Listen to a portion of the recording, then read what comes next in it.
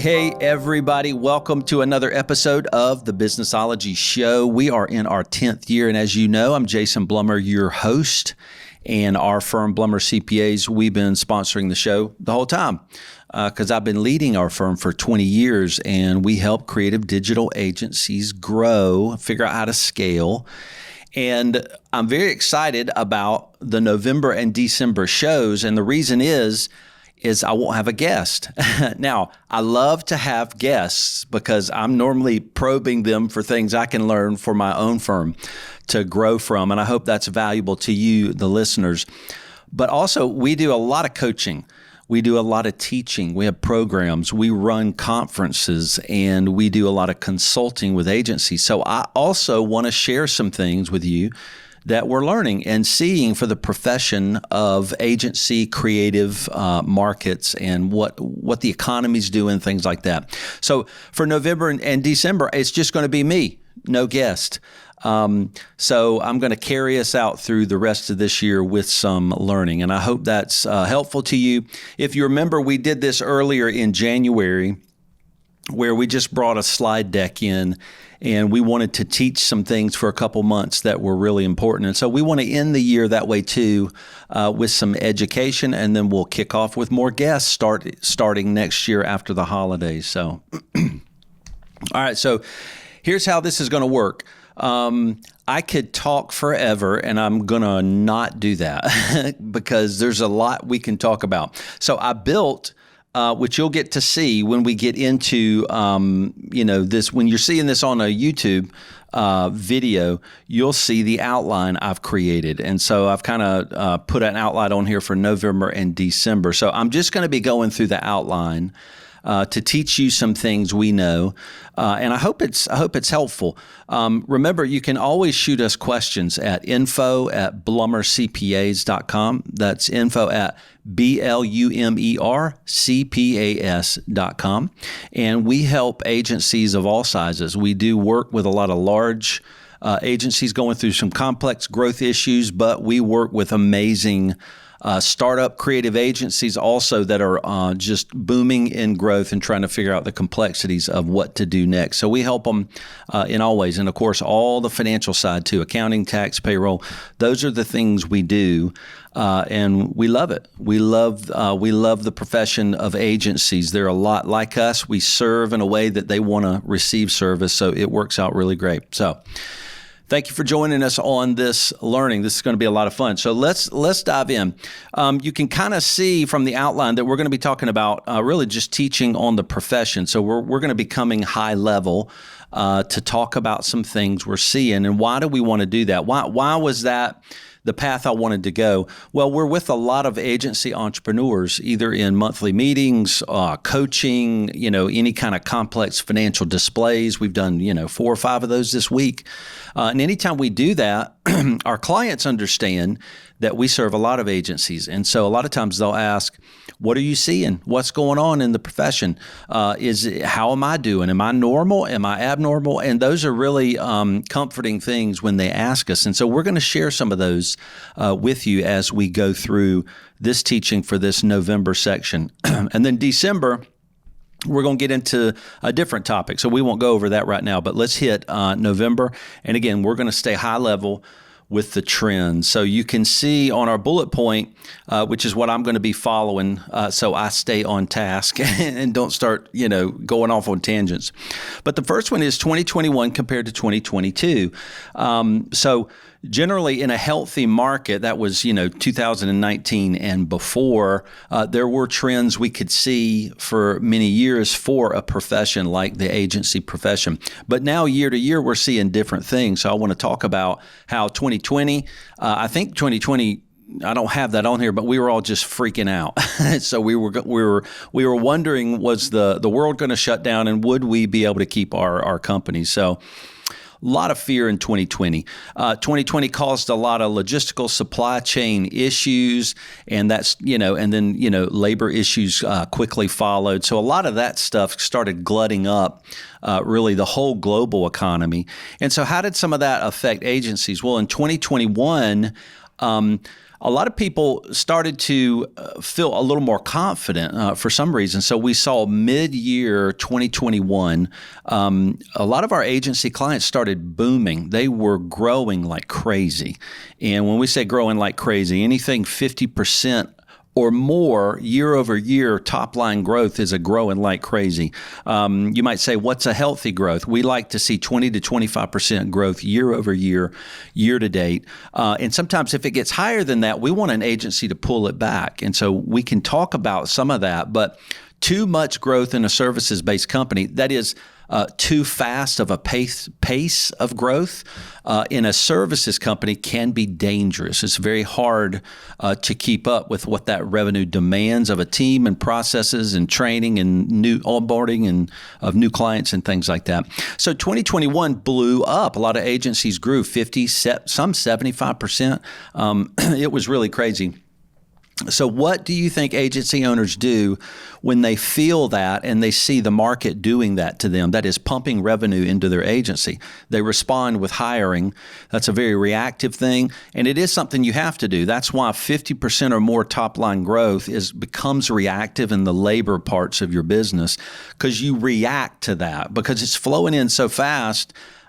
You have to just respond and start hiring people. And so what we're seeing now is it's different. Growth is not quite so as high a pace as it was last year. Now, that's not all the way across the board. So you may be listening and go, we're way below that, or we're way more than that. We're working with another agency that even 2021 to 2022, they're over 70% growth. Super dangerous areas to be in. But generally for the profession, when we see 2021 to 2022, we're now seeing 2022 slower. That is kind of what we're seeing. And that probably doesn't surprise anybody. And the reason that probably doesn't surprise anybody is because we know we're all feeling this weight of a recession, right? Which we're going to, I think we have that on here where we're going to be talking about that. Yeah, I want to do just a full update on the recession and what that means for you. But for 2021 to 2022, if you are thinking about your agency and it's slower, well, it's not supposed to be, but everybody's slower. So that is more of a difficult thing. And why does that happen? Because there's fear in the market. When people hear the talk of recession, things like that, they start to really worry. And so they take those personal worries into their businesses and they stop purchasing, especially creative type services, marketing, those kind of things. Really, those kind of things get cut pretty easily. So that is what we're seeing. So we're seeing agencies need to be a little bit more careful this year. And when we get into a talk about the recession, we're going to talk about some things you need to do when you start hitting a market like that. Now, what is that causing? So, well, I won't say necessarily the recession or anything like that. But when we get to this next point, what we're seeing is there's a lot of mental struggle for agency owners. And that's part 1B. And what we're seeing is going through the pandemic, having grown an agency from 2020 to 2022. Of course, you may have been doing that before that. Has been really difficult on owners, really, really hard. So what we're seeing is more talks of exits. And we work with some agency owners who have been in the game for, 20, almost 30 years. So in the profession, the digital profession's not really been around that long. So just know that you're in a fairly new profession. Like the accounting profession started at the turn of the century, the previous century.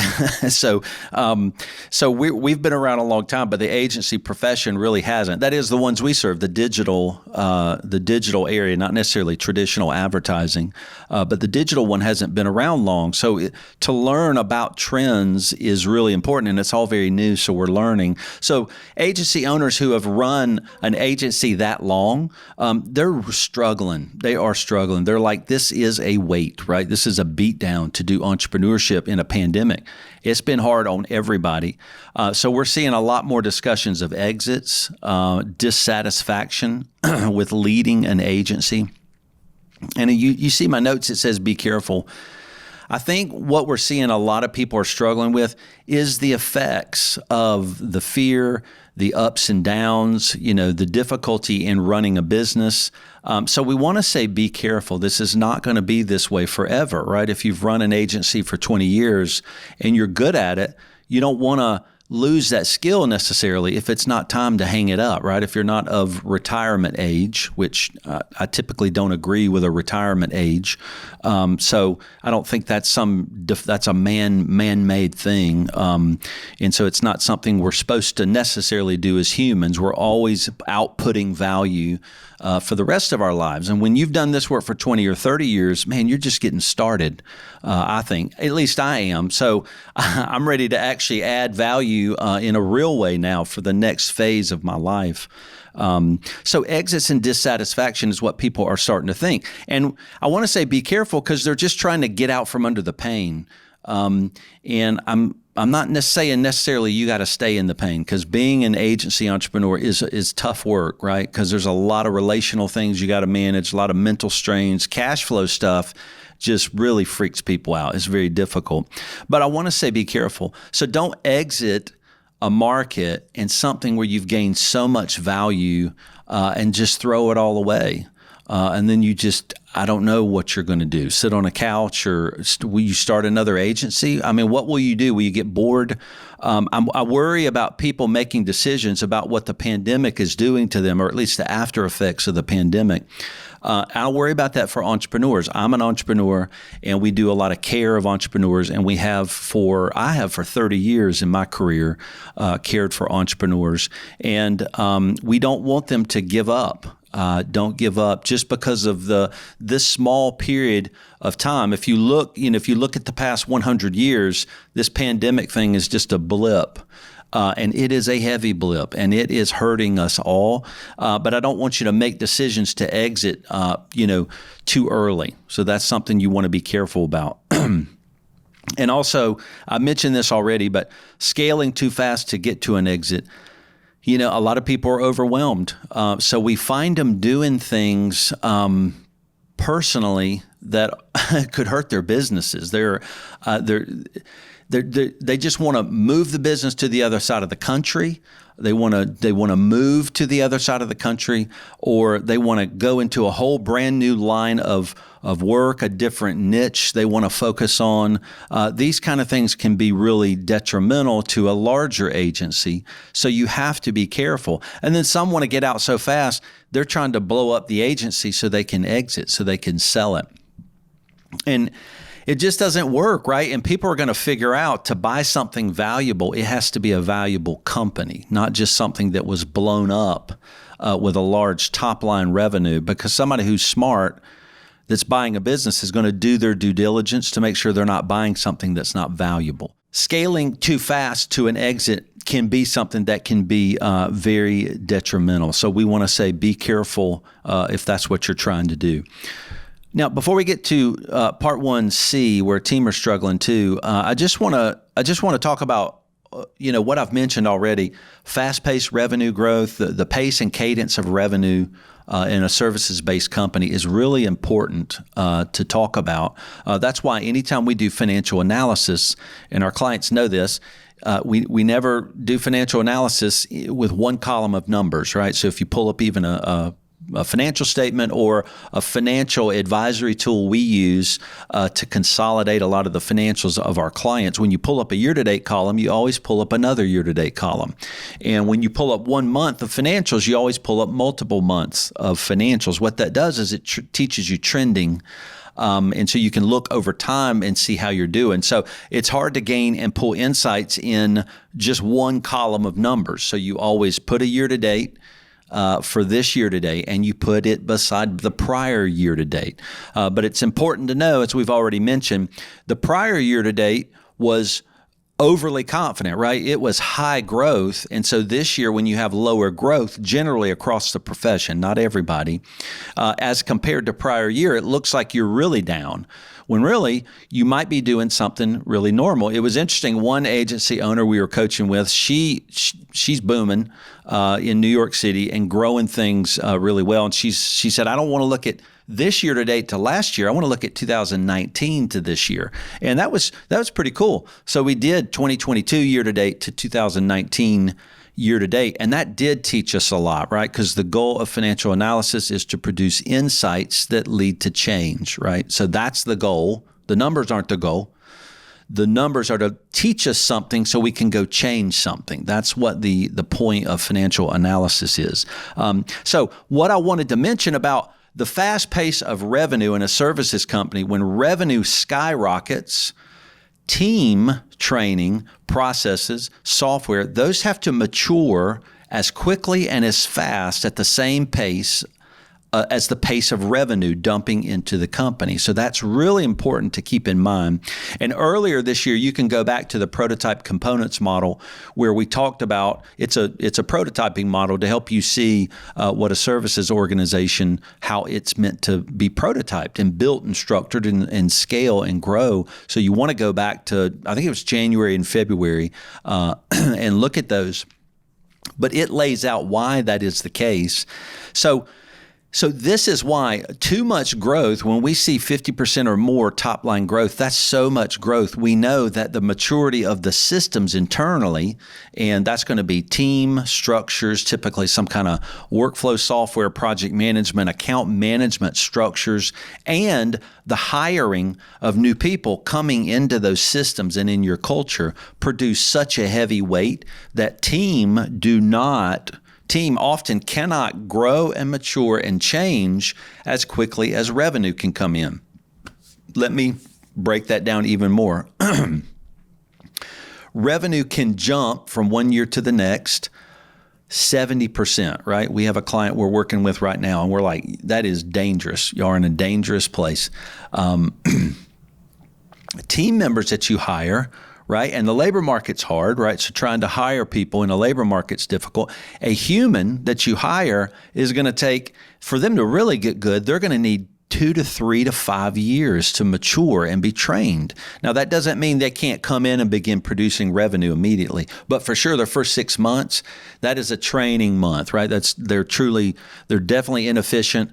They don't really know how to produce the revenue really well, stay on task without being, managed a lot.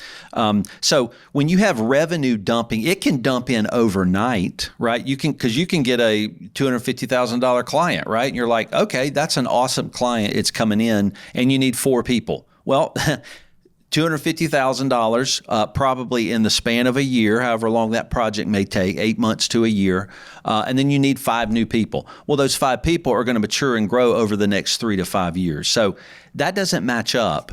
And I'm not saying that's science. I'm saying anecdotally, those are difficult things to manage. And you need to be careful. Your revenue growth is something that's difficult. So a lot of people don't believe they can manage the intake of their revenue, but you truly can. You can. That is your choice as an agency owner to let the revenue in that you know you can manage. Now, just like you, my partner and I, we're all about, we get a great client, we're going to take that revenue in and we're going to take some risks on how we hire and shifting our team around. And maybe some of our more senior team that have been around for a while, we'll put them on some of those big, great new clients, because new clients are more difficult to serve than existing clients. So we all know that. So that's why this revenue pacing that's changing is something you need to be careful of. And so those were some of our warnings, as far as your fast pace of revenue. So I hope that's helpful. All right. So what we were talking about was through this, as we compare 2021 to 2022, we're seeing agency owner entrepreneurs struggle. We're also seeing teams struggle too. That's happening to everybody. So that is a global issue, right? So, of course, we're talking about the agency profession and how it affects you, but we talk to a lot of the owners of agencies, and a lot of our coaching is them leading their team. So obviously that's an issue we focus on because we coach with agency owners on everything. There's nothing we can't coach on structurally, growth-related, scaling, team leadership, team building, all those things, culture building.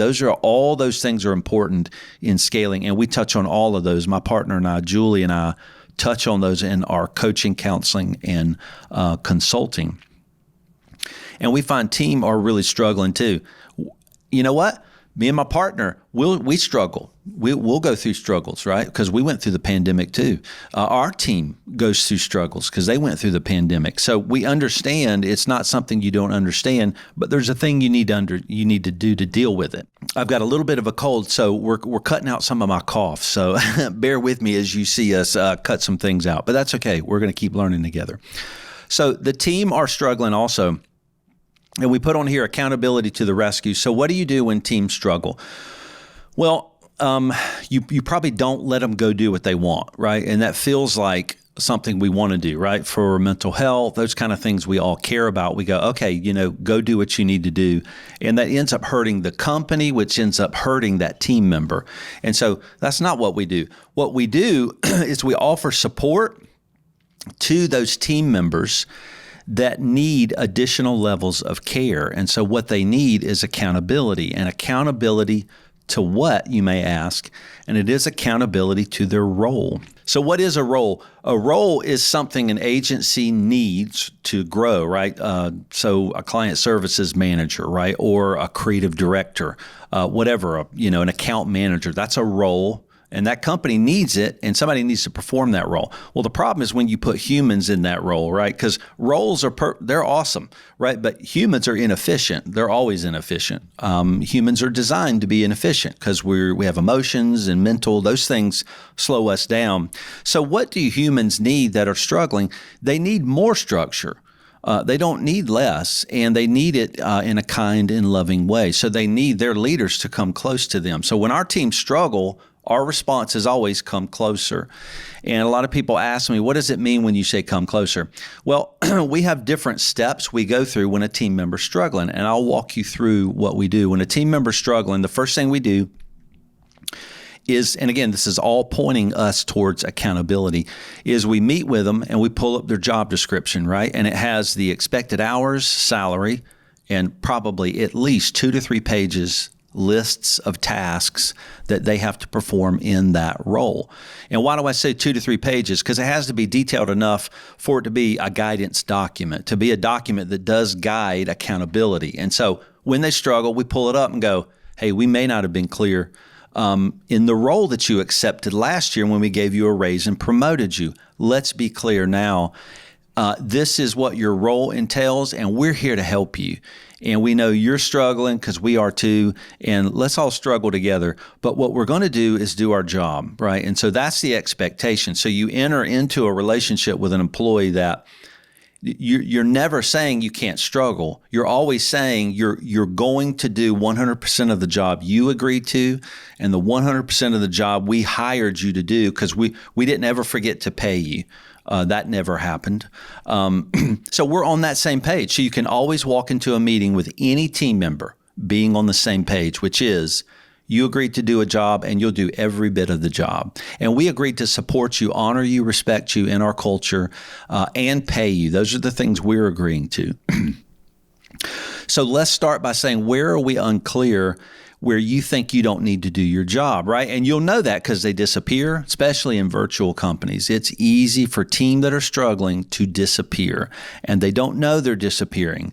But you know that, right? Because they're missing deadlines, or clients may start complaining because they're not getting the care that they were at one point. And so you come closer, number one, to help them understand the job description. So that's a meeting. That's us coming closer. It's having a meeting. And it's not, when you see your team struggling, it is unkind to not meet with them, right? When they're struggling and you let them continue to struggle, the leader is all they've got. The leader of the agency, they're all you have to come into their life and hold them to an accountability that will produce value, that will help them to feel valuable, that will really help an agency grow and continue to produce value, so that the agency's healthy, so that the team members healthy. So those are things to consider. So if they keep struggling, we come again, right? And we say, all right, what we're going to do now is we're going to have our project manager come alongside and huddle with you, and huddles are 15, 30 minutes, right? Twice a week, Mondays and Fridays. So we're coming closer. That's even more closer, right? And so now it's not the owner saying, hey, what are we not clear about in your job description? Now, one of the leaders or a project manager doesn't have to be on the leadership team. Our project manager is on our leadership team. She'll come closer and now huddle with that team. And it's all related to their role, their job, right? And the tasks inside of that project management workflow system that they're supposed to be getting done. So that huddling, and we do huddles as long as we can, as long as we need to, right? It's like, all right, you're going to get stuff caught up. And, let's start getting caught up.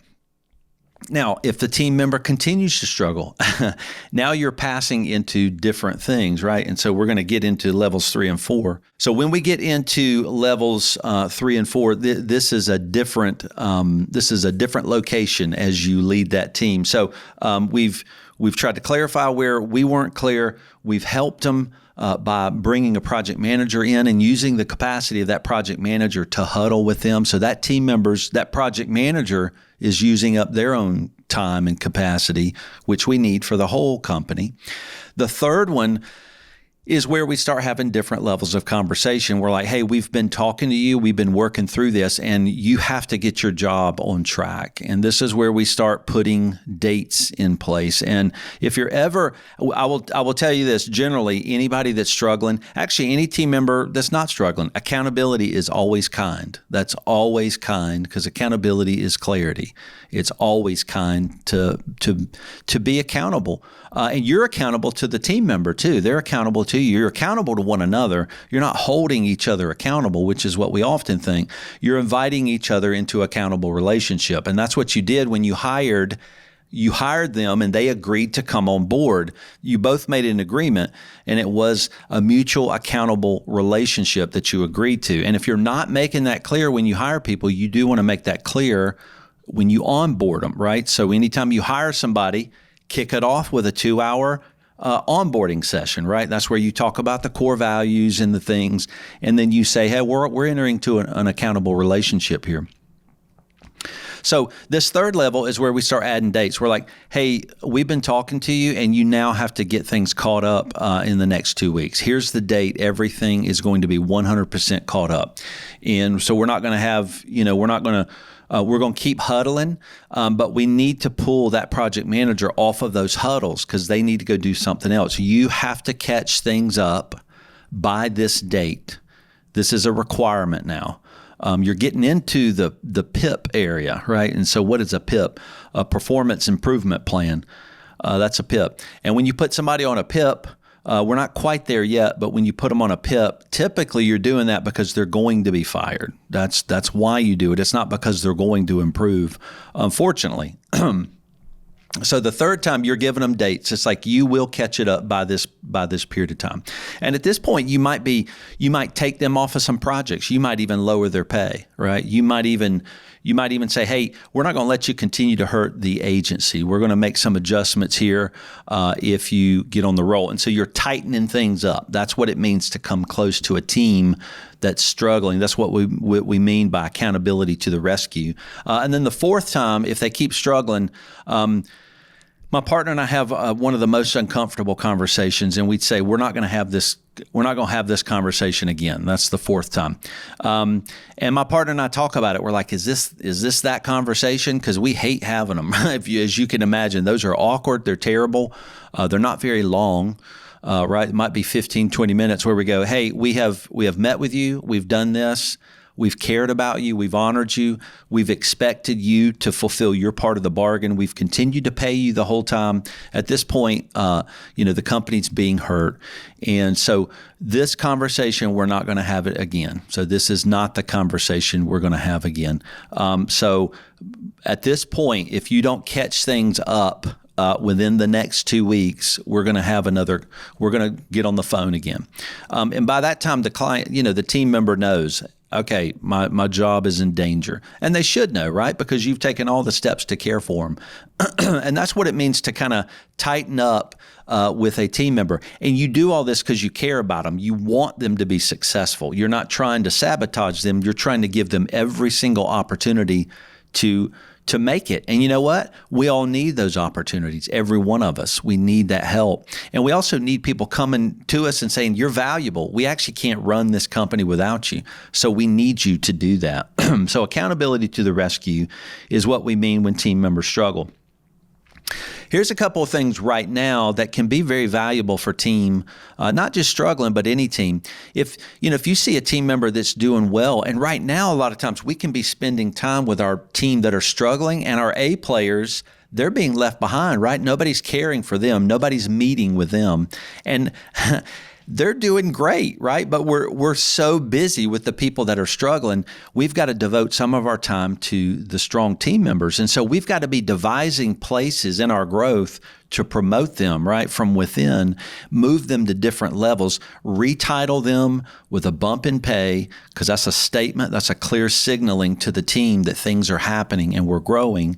And so giving a growth path to a team member is really is such a beautiful thing. One way we do that is create a growth path, is a lot of times it starts with the owner, the leader, and we say, all right, you're doing too much. And a lot of times, in a small agency, 20 people, 15 to 20 people, you still find the founder, the owner, being the creative director, right? And so what we do is we retitle sometimes that owner to CEO. We say, take on the CEO role and have a conversation with your team where you're no longer the creative director. And so what you do is you create a hole a void in the company, an obvious void. Because when you say, I'm not the creative director anymore, and we'll be working on that higher level senior position, we want that place to be a place of growth. And so we're going to be thinking through that. What you've done is you've created a void, and the right people will see the hole and they'll want to step into it, the right people. Or it could be a hole that you've identified for a person, and you could go to them and say,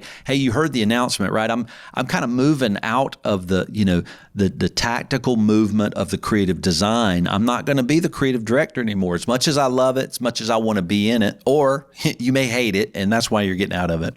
Titling to the CEO is really more of a step up to the strategic operational piece of the company, which actually may not change a lot of what you do. The retitling is the signaling. That's the key you're trying to get with that team. And so it creates a void. And then you can start working with team to promote them into it, bump their pay and pull them into it. Even if they're not exactly you or they're not ready, getting them into that position, they start to take on the position of creative director, and they can be trained in that role. And you can teach them judgment and analysis and strategy and all the things that make that role hard to do. Growth Path is a great place to really care for team and show those. And then team structural clarity is something that is good for team. What is team structural clarity? It's basically an accountability chart. We build accountability charts with a lot of the agencies we work with, especially when we do consulting. That's one thing we want to see. Show us your accountability chart. A lot of times they'll have an org chart, but an accountability chart is different than an org chart. So org chart shows, who's the boss of whom, but an accountability chart, the lines show who is accountable to whom. That's the difference. And we display these charts annually, at least annually, sometimes a couple times a year. We kind of pull our chart up for our team. They see their location, they see their title, and we put our personality profiles of our team attached to each of their roles. And so we take time to teach the team where they stand inside of the team structure. It really helps them to just get their robe on, get their clothes on of this is my title. This I can see clearly. I'm the one doing that. And it creates such clarity. And they want that. Team want clarity. They want to know where they stand, not only where they stand in relation to the company, but where they stand in relation to their peers, right? Who am I in relation to the team member sitting next to me, or that person that I think does a lot of what I do in a virtual company? I need to know who I am and, compared to them. We all need that as humans. We need to know where is our place in the world. And just a team chart is the easiest thing to give to a team for them to embody the clarity of what their role means. So give these things to your team. It's really helpful. Okay, we're talking a lot about trends we've seen, right? And how we're seeing agency owners dissatisfied, team dissatisfied, struggling, and how we might help them through some of those things. One thing we've seen, you can see bullet point number 3, it says this: hiring experience, in quotes, doesn't necessarily mean you won't have to manage team or train them. So let's talk about that. We're seeing this trend start to happen more. And here's basically what people are doing. The owners, agency owners, are struggling, right? Just like everybody else. And like, crap, heck with it. You know what? I'm going to hire that person. I'm going to go get me an A player. I'm going to let them do a lot of my work, and I'm finally going to stop dealing with this crap and people struggling, and I'm not going to deal with any junior roles anymore. I'm going to go hire a director. So they're like, I'm done. And they're like, you know what? I'm going to spend the $120,000 to do it per year too. I'm going to do it. And so what they're doing is they're making often a wrong decision. They're saying experience is what's going to solve my problem, right? If I can get an experienced person, that's going to solve my problem. But you always have to remember, in an agency, we're always dealing with two things. We're dealing with a role. A role is the thing that has experience, right? That's what you need in a company to grow. But you're also dealing with a person that embodies that role. That person is a human. They struggle. And no matter what the experience of somebody is, they will never be able to lead in the way you want them to lead in your company just because they have experience in another company. So don't assume the hire of an experienced person and you sink in all kinds of money into that role is going to free you from all of the duties you're struggling with. It doesn't work that way, right? That team member still needs to be trained. You need to manage them. They need to serve in the way that you serve. And if they're at a director level, more than any other level, more than those junior, senior levels or interns or whatever you hire, they need to understand how you make strategic judgments and analysis in your agency. There's got to be a way you do that. And if you don't know what it is, you need to start writing that down. You need to say, here are our service principles in our agency. This is how we serve. These are the things we believe. These are how we make strategy adjustments, brand judgments, these kind of things. You have to start teaching those director levels, right? Because they're going to start making their own calls and you're going to go, I would never have made that call. But here they are, 15 years experience. You're giving them $120,000 as a creative director that you hired from outside. It's tough. Don't make that mistake. Now, I'm not saying hiring from outside an experienced person won't work. It may work. There's just not a guarantee that you saying, crap with it. I'm hiring, I'm spending $120,000. I'm getting a director. I'm getting, director level. It just doesn't necessarily work that way. They're still a human. They may be struggling, and in the hiring process, a lot of us don't know who's struggling. We can't get at a lot of that information. So you just have to be careful when you're making this. Now, why do I bring this up? Again, this is part of the owners are struggling, team are struggling. Here's how they're responding. That's why I'm bringing this up right here. I'm seeing agency owners do this, and it is biting them in the butt bad, right? Because now they have a team member that's struggling, and they're not coming to work or something, right? They struggle for 3 months. Here, you're paying them $120,000 a year. Like you just took a huge hit to your labor margins, assuming you were going to get something and a lot taken off your plate. You've gotten more of a headache than what you had before. And I'm telling you, that's happening. And so people are having to cut ties with those people. And sometimes that's harder, right? You need a labor attorney to figure out actually how to cut that person because you don't want somebody like that suing you. So just be really careful. We all know, and it's still true, promoting from within is a better team move than hiring from without. That's always going to be true. It doesn't mean it won't always work. It's just a safer thing to do, and also means you can't always do that, right? You don't have people to promote, but just be careful when you're trying to make those assumptions. Okay, that was a lot. I'm talking fast to pack as much as I can into these because there's so much to say about this. I could continue to tell you things, but I want to keep this to a show that people actually can listen to while they're cutting the grass or running around the block. So as we say in the South, go run around the block.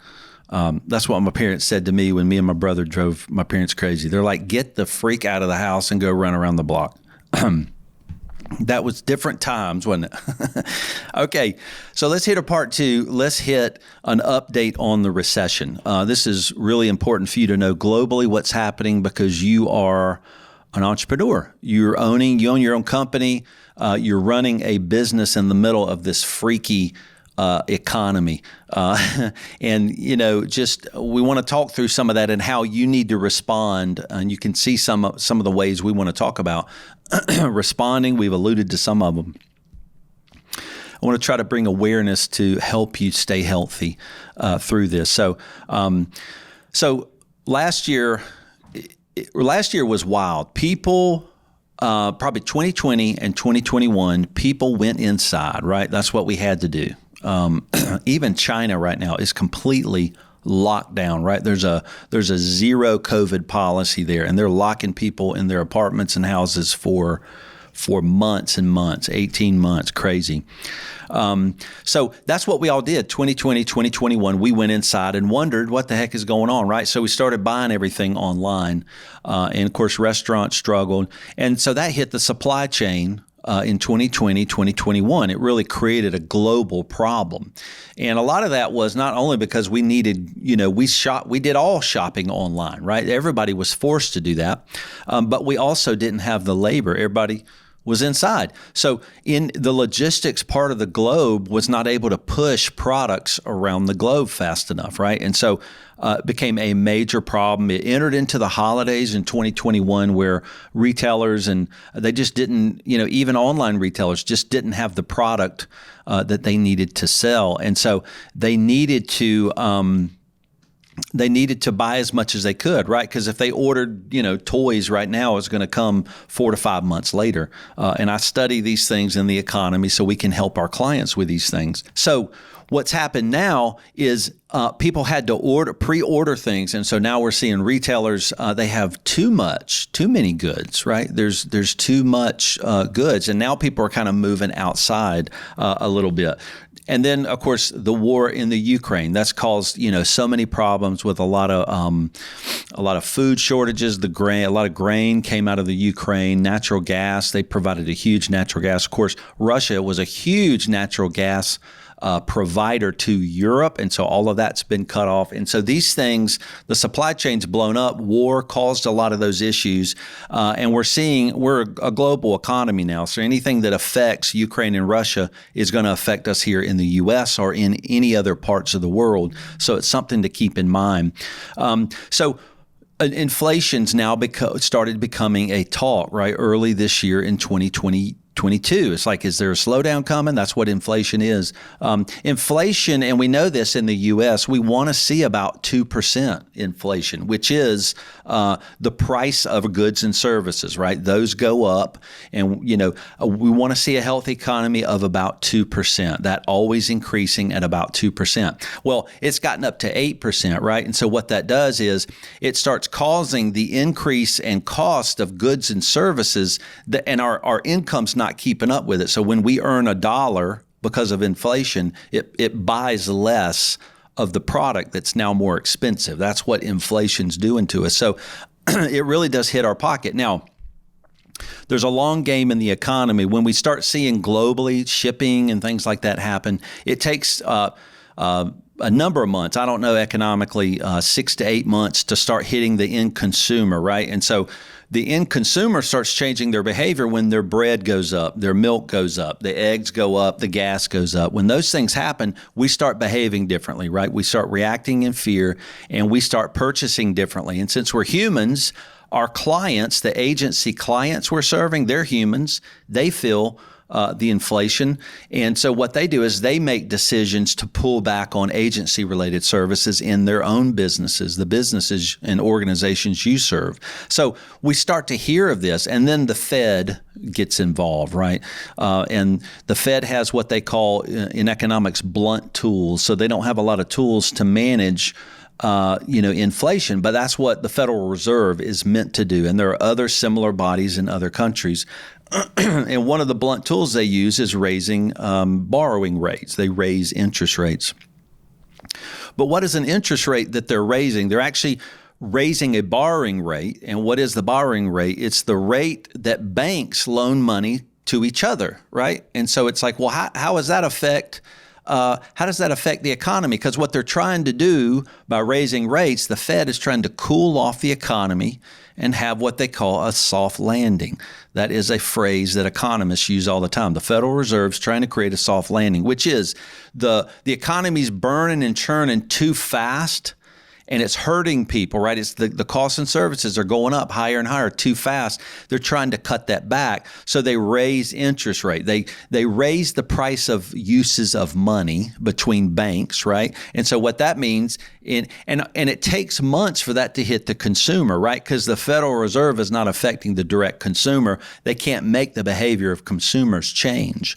And so what they do is they affect the behavior of banks, right? And then banks start behaving differently to the consumer. They start lowering savings rates, right? Or it costs more to borrow money. And so what happens is people stop borrowing money. So which means they stop investing in the future and things like that. So it's meant to cool off the economy a little bit.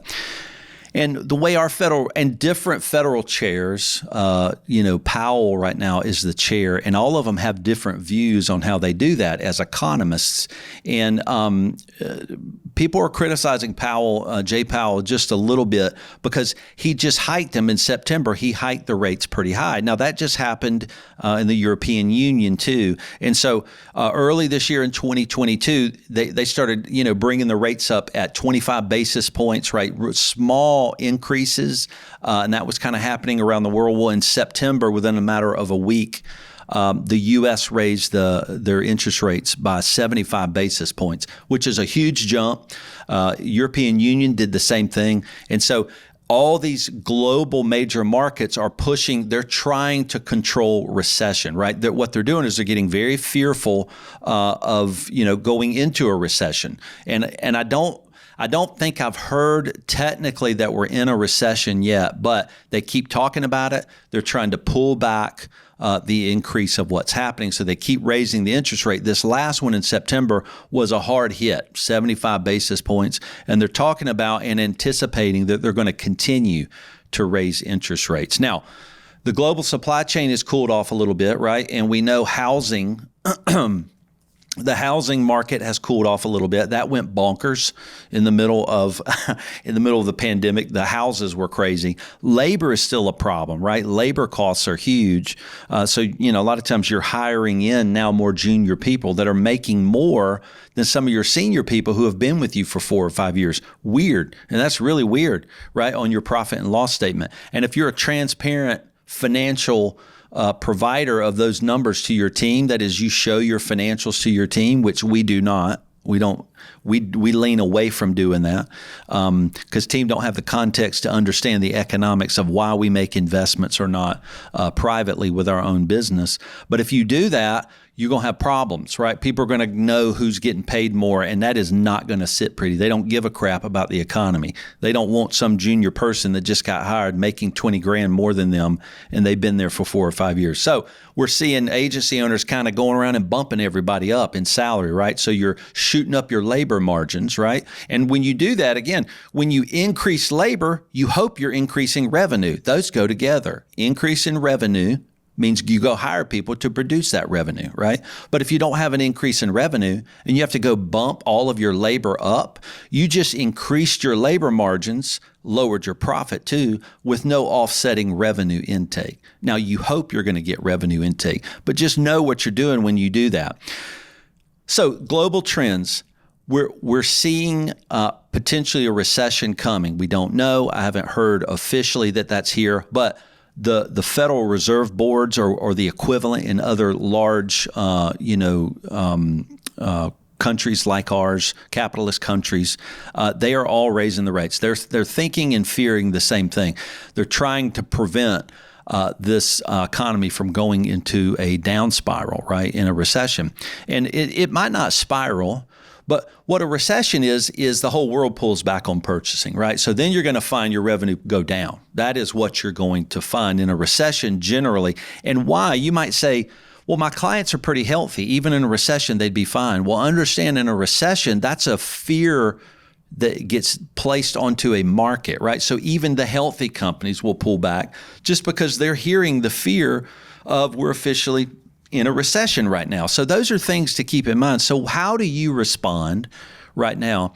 And as an agency owner, you do need to respond differently. You need to act differently. We're having some of our clients that are really struggling put in triggering plans, right? Which is, if this happens, I'm going to do this. If this happens, I'm going to do this. And so and why are we doing that? We're trying to get a methodical, strategic triggering plan to deal with a downturn so that they don't do it emotionally, right? Because if you act out of fear and emotion, you'll go fire somebody that really you shouldn't have fired, right? Because you're just scared and they have the highest salary and you cut them off the team. You don't want to do things like that and hurt your business. So you want to set up a triggering plan where you say, if we don't get this next proposal, right? This is our silver bullet, right? This is our $250,000 win. We've never had a client that big. If we don't get that one, we're in trouble, right? That means we're not going to hire this person, right? So you want to hold off on hiring that person if you're waiting on a silver bullet to give you permission to do it. So if we don't get that, then we're not going to actually create that creative director position. The CEO, the founder is going to keep that position for a couple more years. If you anticipate losing a client, right? There might be a client you have in a certain particular industry and they're struggling. And if you lose that client, what you may find is that's going to take a chunk of your cash away. And of course, you don't want more than a 20% concentration in your revenue in one client, right? That's a danger area. So if you have something like that, or even a 10%, and you lose or you potentially lose that client, you could be in trouble. That's a trigger. If I lose this client, then I'm probably going to lay off this person, right? Those are the triggering plans.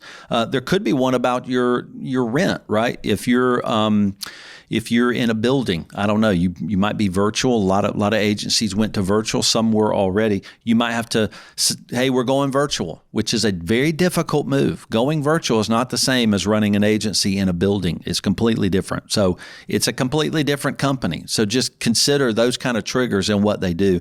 But we are wanting people to set up triggering plans. Some other things we put on here is cash savings. So start to consider increasing your cash savings. We like to see 3 to 6 months, maybe 2 to 4 months, whatever. We'd like to see 3 to 6 months, 2 to 4 months of cash savings. There's not a rule, so don't try to follow a rule. For some people, that's a lot of money, and they can't keep that much cash on hand. But you say 2 months of what? It's 2 months of your average operating expenditures. So for the first 8 months of this year, total all your operating expenditures, divide by 8, and there's your average. Multiply times 3, and you've got 3 months savings on average of your operating expenses. It's not science to that. It's just anecdotally, you're trying to save cash to protect you. Right now, you need more of that. So if you have a lot of money in the bank, if you have $900,000 or $1 million in the bank, which some of our clients do, you don't necessarily need to pull it out. You need to leave it in there. Right now. Now, you might be taking 50, 75, 100 in distributions out per year, and that's fine if you're healthy and growing, but you want to consider keeping that cash savings and that padding a little bit higher. Pace of growth, fast paces of growth, rely on a market that can produce great labor for you, right? And committed people, committed labor. And so we're struggling with that right now. The labor market's tough. So you might want to pull back your pace of growth. And how do you do that? Raise your prices. Or when somebody comes in right now, let's say in October, and you say, hey, we're taking people November 15th and later, can we set a meeting out and push them out? Take the risk that they won't go with you, but you push them out because you need to control your pace of growth if it's high. All right, we're rounding down to the end here, so bear with me. And then managing now expenditures versus investment expenditures. This is something we try to teach our agency owners, that there are always two kinds of expenses on a P&L, right? There's expenses you're incurring now that are helping produce the revenue that's coming in now, right? But sometimes agency owners, sometimes unknowingly, they're expending something now as an investment. And what that means is they're expending something now for the hope of some return in the future. That's an anecdotal definition of an investment. What's an investment? I'm going to spend something now and it's going to grow and give me something more later. So that's an expenditure. So be careful. in making investment expenditures right now. And so what's an investment expenditure? It might be, hey, we're going to move to hire a creative director. We might not need a creative director right now, but we believe if we go ahead and snatch up this person we just met and make them the creative director, we're going to win them into our company. Boy, we're going to really be able to grow into the market over the next 3 to 5 years. So what you're doing is you're thinking about the future and making an expense now. And so your profit and loss, that is, your revenue minus expenses equals loss or profit. That's your profit and loss in your accounting system. It has now expenditures, ones you should be spending to produce the revenue at the top of your profit and loss statement. It also has expenditure. It also has investment expenditures, right? They're both, maybe in our example, they're both in the labor area, right? That brand new creative director you hired, because you're going to be able to grow with that person. She came in and you found her and you're like, we've got to have her. That expenditure now allows for growth in the future, is also in there with the labor of the junior developer that's been with you for 2 years, right? That's just, building out websites. So just consider your now expenditures and investment expenditures are both in the profit and loss statement, and you want to move away from investment expenditures. And just to be clear, you might say, how do I do that? Well, anything you're spending now in your company is to just run the business. It's to serve the client. You have to have developers, so you might contract out for some development to get that contract done. Those kind of things you have to be spending. And then also no new market pursuits right now. So branching into a new niche or, growing into a new market that is a mature move. It's a smart one if you're trying to grow, even if you have the team to do it. But branching into a new market has a lot of new learning that goes with it, a lot of learning for you as the owner, a lot of new learning for your team as well. So that just causes a lot of complexity on a team. And what you need to really be good at right now is taking the revenue you bring in and turning it into profit. You need to be really focused on the now and doing that really well and have cash left over. And owners, you need to stop pulling all the money out of the business. That is going to break your company. You've got to leave money in the business. Do not suck it dry. That will hurt you.